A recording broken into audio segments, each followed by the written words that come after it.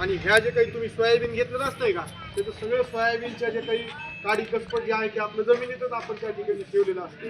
तर त्याच्यामुळे जे आहे ते त्या ठिकाणी नत्राची चांगली उपलब्ध होतं त्या सोयाबीनमुळं आणि त्याच्यामुळे जे आहे ते आपल्या पुढच्या पिकाची उत्कृष्ट वाढ होते.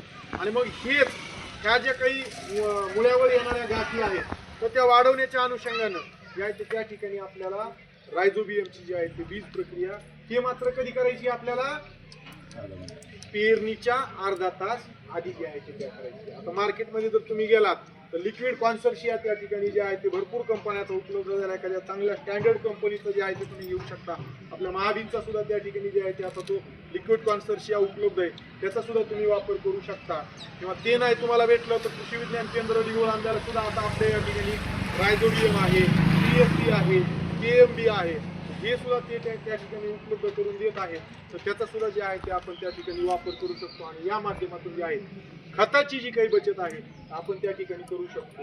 हा एक महत्त्वाचा विषय. आणि त्याच्या पुढे जाऊन आता जी काही तुम्ही ऊसाच्या अनुषंगाने जी काही बोलत होता तर ऊसामध्ये आता बघा 13-0-0-7, 15-0-0-6, 15-0-12 या तिन्ही व्हरायटीमध्ये प्रचंड मोठ्या प्रमाणामध्ये आम्हाला जी काही दिसत आहे तर त्या ठिकाणी मोठ्या प्रमाणामध्ये गवताळवाडीची बेटं दिसालेली आहेत.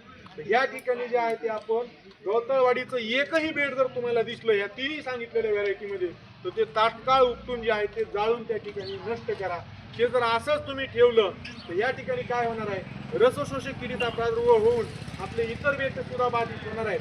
अक्षरशः तुम्हाला जर कधी वेळ जर भेटला तर आपण ह्या रस्त्याने जाताना देवळा पाटोदा रस्त्यानं आंबेजोगाईला जाताना कारखान्याच्या इकडं बाजूला तिथं हे भरायला असते बघा एक विहीर आहे.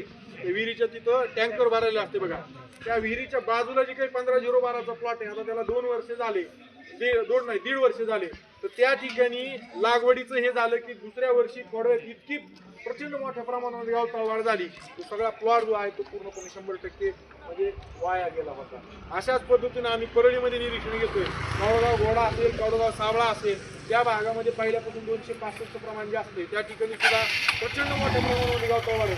आता एकही शेतकरी त्या ठिकाणी 15-0-12 नाव जरी घेतलं तरी किती एवढी वाईट करपा जो येतो त्याच्यामुळे नाही 13-007 वर जी काही नाही तो करपा नाही. आता आणखीन एक महत्वाचा विषय 2-3 आता मला पाठवले ते घोरपडे म्हणून टेलर आहेत त्यांचा एक फोन आलेला आणि परळी तालुक्यामध्ये मी रेवली आणि त्या 2-3 गावामध्ये फिरलो त्यावेळेस मला आणखीन 2-3 निरीक्षण अशा पद्धतीने दिसले.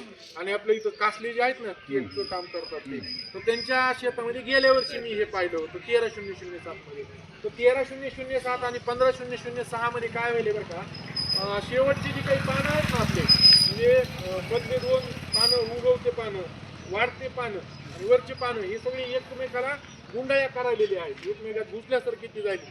हा एक्सपिरियन्स तुम्हाला आपण काय म्हणतो पोक्का बोईंग म्हणतो ना तसा दिसतोय. पण पोक्का बोईंग आता येत नाही. जरी कोरोनाचा आज आहे तर प्रादुर्भाव आता होत नाही, तो ऑगस्ट महिन्यामध्ये होतो. हे पोक्का बोईंग नाहीये. तर हे का व्हायलेलं आहे ह्याचं काय म्हणजे प्रमुख कारण काय तर विद्यापीठाचे जे काही शास्त्रज्ञ म्हणजे VSIचे जे काही शास्त्रज्ञ आहेत डॉक्टर देशमुख मॅडम त्यांना सुद्धा मी ह्या संदर्भात फोन केला होता. आणि तुमच्या इथल्या पाठवद्याचे पण शेतकऱ्यांनी मला फोटो व्हिडिओ पाठवले होते. त्या अनुषंगाने जे ते VSIचे सेवानिवृत्त शास्त्रज्ञ आपल्याला सगळ्याला माहिती असतील. म्हणजे मला वाटतं एक 10 वर्षात खाली साहेब सोळंके साहेब जे आहे ते आपल्या इकडं आबासाहेब साळुंके जे आहे ते येत होते. आबासाहेब साळुंके तुम्हाला सगळ्याला माहिती असतील जुन्या शेतकऱ्यांना नॅचरलच्या माध्यमातून ते कारखाना चालू झाल्या ऊस विकासाला फिरत होते. 5 फुटाची त्यांनी हे केलेलं आहे. तर त्यांना सुद्धा मी हे फोटो व्हिडिओ पाठवले आणि त्यांची सोबत सुद्धा चर्चा झाली किंवा आमचे 2 वर्षाचे अनुभव आहे. दाब्याला सुद्धा हा प्रॉब्लेम झाला होता. तर त्या ठिकाणी त्या 2 व्हरायट्या ह्या अति मोठ्या प्रमाणामध्ये अन्नद्रव्य शोषण करून घेणाऱ्या ह्या व्हरायटी आहेत. आणि त्या ठिकाणी जे आहे त्या व्हरायटीमध्ये बोरॉनची कमतरता होती. बोरॉन